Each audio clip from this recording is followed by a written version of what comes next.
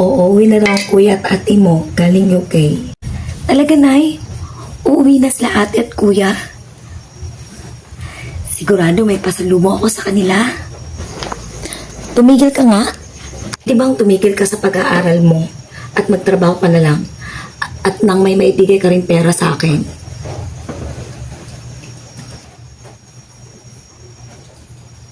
At saka, bakit hindi mo gayahin ang ate mo na nasa UK? Mayaman na. Ikaw, ano? Palamunin.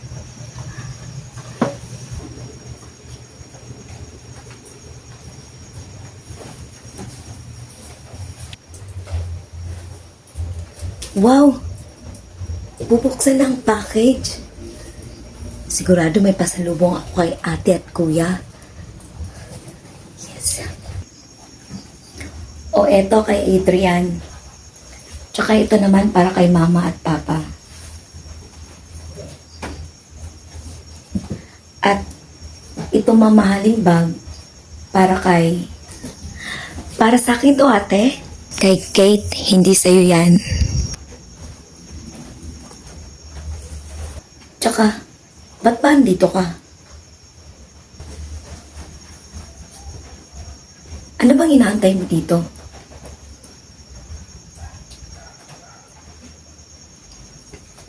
Wala namang sa'yo dito eh.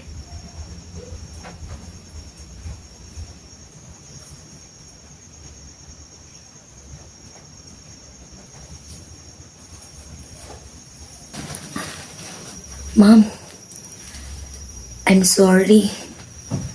I'm sorry I'm late. Palagi ka nalang late, bulaklak. Ano bang ginagawa mo? Pasensya na po kayo, ma'am. Hindi na po mauulit. Hoy, best friend. Okay ka lang ba? Okay lang, best friend. Salamat, ha.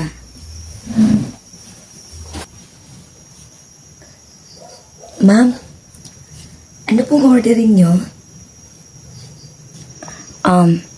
Isang one piece of chicken. Uy, si Bulaklak ba yun? Bakit dito siya nagtatrabaho? Di ba mayaman sila? Ano pong drinks, ma'am? Isang iced tea. Large lang po. Working student pala siya? Di ba nasa UK yung mga kapatid niya? Oh, ito sweldo mo ha. Kompleto yan. Salamat po, boss.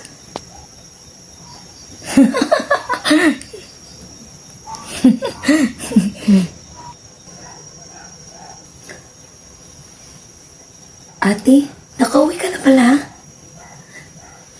Ba't hindi ko alam? Ano naman sa'yo? Wala kang pakay kung gusto namin umuwi.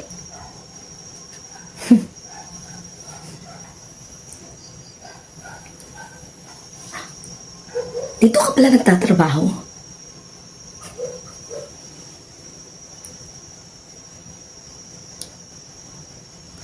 Crew ka dati? Crew ka pa rin hanggang ngayon?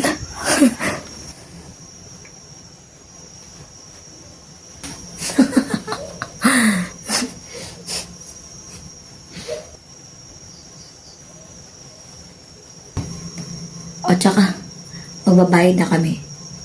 Meron ba ditong card payment? Ma'am, ito na po yung bills nila. No, it's okay. Sa akin mo na lang i-charge yan. Huh? Ikaw yung magbabayad? Barya lang nga yung sweldo mo dito. Nagpapatawa ka ba?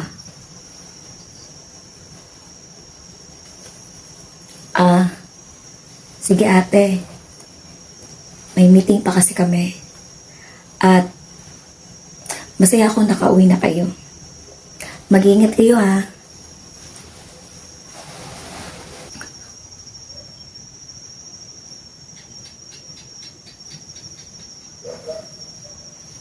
Teka, ano ba siya dito?